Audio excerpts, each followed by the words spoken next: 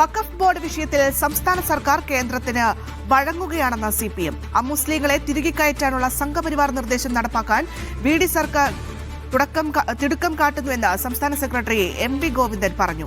അമുസ്ലിങ്ങളെ നിയമിക്കാമെന്ന് LDF സർക്കാർ പറഞ്ഞിട്ടില്ല.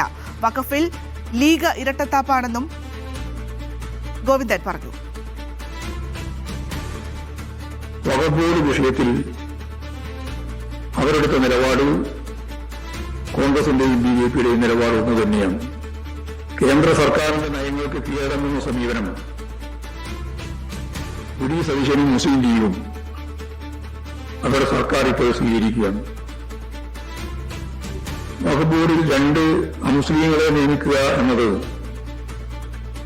കേന്ദ്രത്തിന്റെ നിലപാടായിരുന്നു.